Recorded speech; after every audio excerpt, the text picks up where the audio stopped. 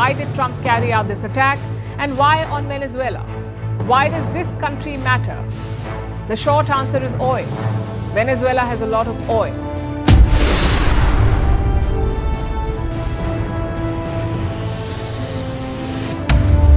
Pa-subscribe naman dyan.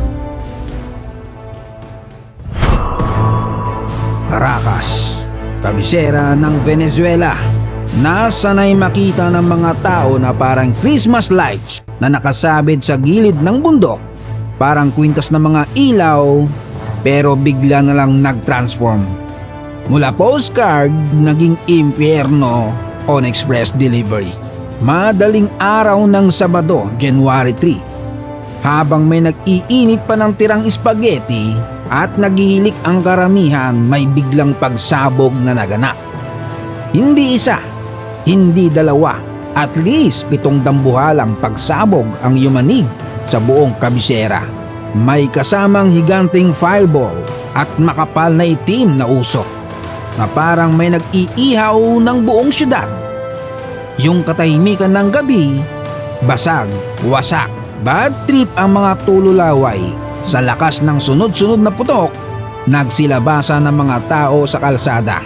Nakatsinelas, nakapantulog, walang ka-idea kung may gera na ba o may sumabog na bulkan. Marami sa mga pagsabog, nakapokus sa timog ng Caracas, malapit sa isang military complex, at dito na lalong umingay ang eksena. Bandang alas 5 ng umaga, pagkatapos ng unang pagsabog, patay ilaw. As in, total blackout sa paligid ng base. Isang iglap, ang buong Caracas naging madilim, kasing dilim ng mga konsyensya ng mga kurakot sa gobyerno. Mas lalong nagpanik ang mga tao. Walang ilaw, may putok, may apoy, tapos walang paliwanag. At ilang minuto lang ang lumipas, lumabas ng anunsyo ng gobyerno, State of National Emergency. At doon na malinaw, bossing, hindi na to chismis, hindi na to flex ng miso, hindi na to palakasan lang ng boses. Ang matagal ng tensyon sa pagitan ng Venezuela at ng United States na ilang buwan nang umiinit sa bangayan, sanctions at military flex, sumabog na ng tuluyan. Yung matagal na bangayan ng Caracas at Washington na parang ex na hindi makamove on, ngayon umakyat na sa next level. Ang mga pagsabog sa puso ng Caracas ang nagsilbing opening scene ng isang delikado at madugong bagong kabanata sa kasaysayang geopolitikal ng Latin America. At kung akala mo biglaan lang to, hindi, bossing. Dahil nung kalagitnaan ng 2025, unti-unti nang nasisira ang relasyon. May banta, may parusa, may galawan ng militar, parang tahimik na nag-aabang ng sabunutan. Kaya pagpasok ng 2026, hindi na tanong kung may mangyayari, kundi kailan at gaano kalala. At ayon nga sa gabing yun sa Caracas, sinagot na ng apoy ang tanong. Pagbalik sa pwesto ni Donald Trump matapos ang controversial na eleksyon ng 2024, isang bagay agad ang malinaw, bossing. Wala nang plastikan, wala nang paligoy-ligoy. Ayon sa United States, si Maduro raw ay hindi lang diktador, isa raw siyang boss ng narco state. At eto pa ang boss na chika na hindi galing kay Christopher Min. Diretsang sabi ng Washington, ang nangyaring eleksyon noong 2024 sa Venezuela ay puno ng daya, magic at milagro. Kaya para sa kanila, illegal at peke ang pagiging presidente ni Maduro. At dahil dyan, ang mensahe ng Trump administration ay malinaw pa sa Hinebra. Palitan ang rehime, palitan ang gobyerno sa Caracas, ibalik daw ang demokrasya at linisin ang bansa sa droga. Pero syempre, hindi rin bopol si Maduro. Ang sagot niya, wala yan, drama lang yan. Para kay Maduro, May ibang motibo raw ang Washington at hindi ito demokrasya. Ang tunay na target, langis, krudo, black gold. At dito, bossing, mukhang may punto siya. Kasi ang Venezuela may pinakamalaking oil reserves sa buong mundo. Matagal nang binubulong, sinisigaw na gustong gusto ng Amerika ang langis ng Venezuela.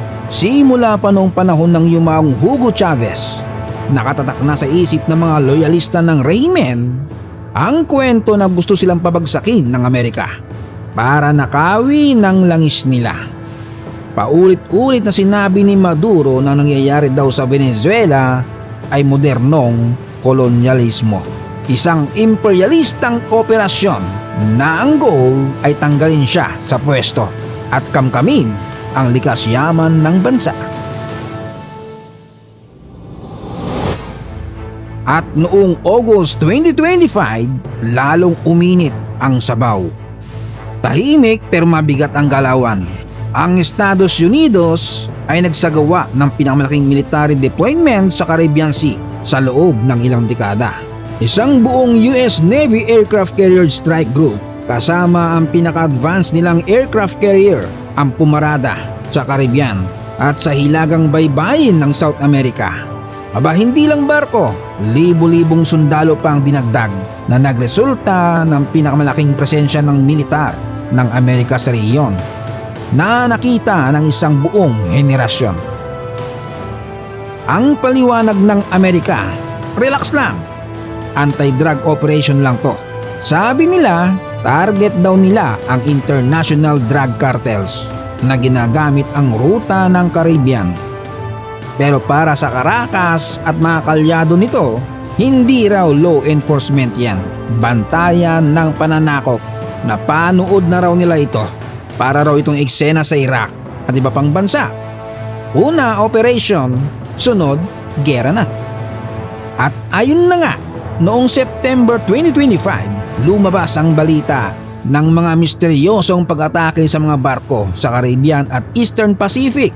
Mga barkong umano'y may kargang droga, bigla na lang tinatamaan ng hindi kilalang fighters jets o warships. Hindi nagtagal, umamin din ang Washington na mahigit 30 atake ang sinagawa nila laban sa mga barkong inakusahang drug smugglers.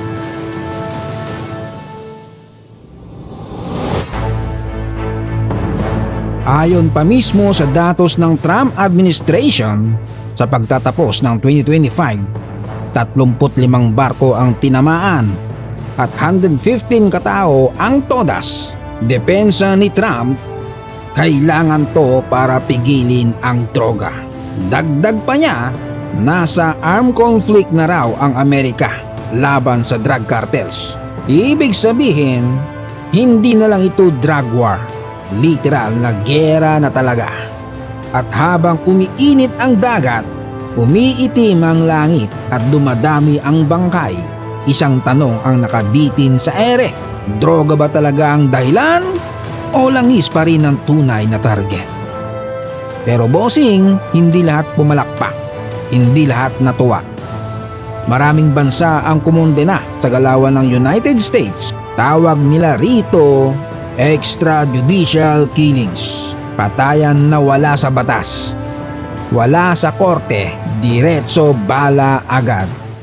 Dagdag pa ng mga eksperto, hindi naman big player ang Venezuela sa global drug trade. Kaya para sa marami, sobrang OA daw ng war on drugs kumpara sa dami ng namatay at binombahan. At hindi lang barko ang pinuntirya, bossing, infrastructure na. Noong unang linggo ng Disyembre 2025, isang secret drone strike ang sumira sa isang liblib na pantalan sa baybayin ng Venezuela. Di umano raw ginagamit ng mga sindikato sa droga. Ayon sa ulat ng CNN, ang nasa likod ng atake, CIA. Pero ito ang kakaiba, bossing. Walang tao sa pantalan. Walang nasaktan, parang sinadya. Parang sinabi lang ng Amerika, "Hoy, kaya namin kahit kailan, kahit saan." Ibig sabihin, ito ay isang warning shot pa lang. Dahil doon, umusok pati butas ng puwet ni Nicolas Maduro. Nagliyab sa galit. Tinawag niyang matinding pambibwisit at lantaran na pagyurak sa soberenya at international agreements.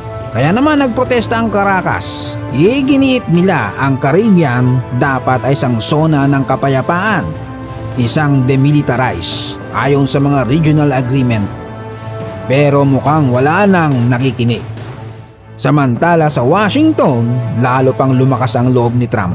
Kalagitnaan ng December 2025, idinagdag niya sa level ng gulo, idinisklara ang gobyerno ng Venezuela bilang foreign terrorist organization. As in, pantay sa ISIS at Al-Qaeda ang rehimen ni Maduro. Hindi lang yan, dinoble pa ang reward para sa impormasyong makakahuli kay Maduro, na mula pa 2020 ay may kaso sa Amerika ng narco-terrorism.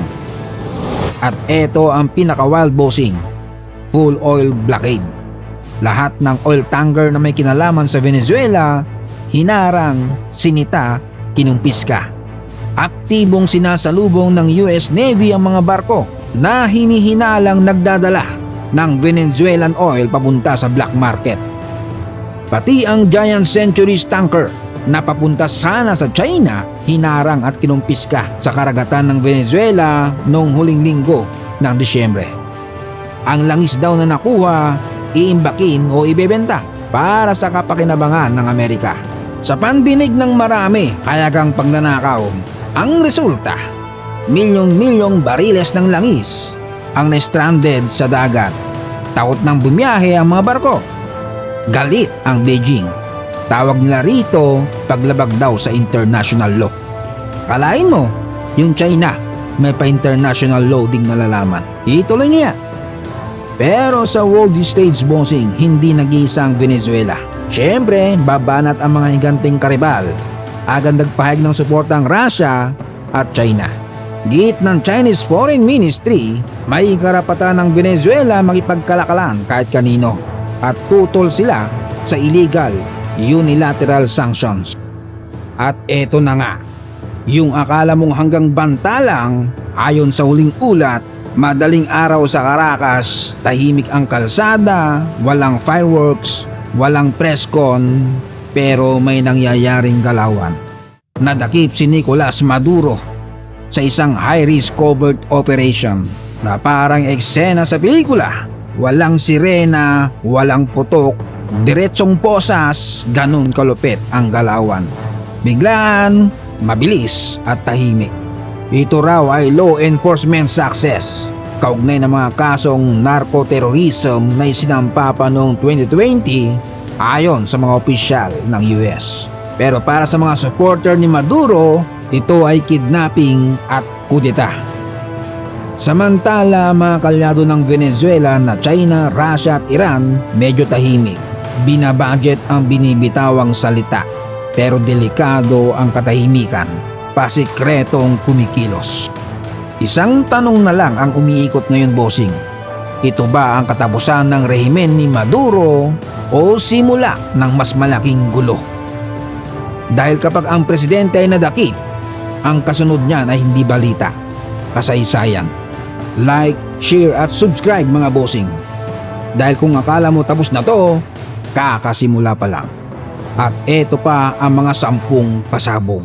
Shout out Paul Jem Buranday from Bataan, Eric Manzanares from Aklan, Hero Tadashi Baymax from Jones Isabela, Ronan Dino, Rimar Manlangit na nasa Hungary, Sunny Brook 1 Cavite, Gloria Gabo from Muntinlupa, John Malyari, John D. Selende at kay Marshall Kaloban. Salamat sa panonood, hanggang sa muli.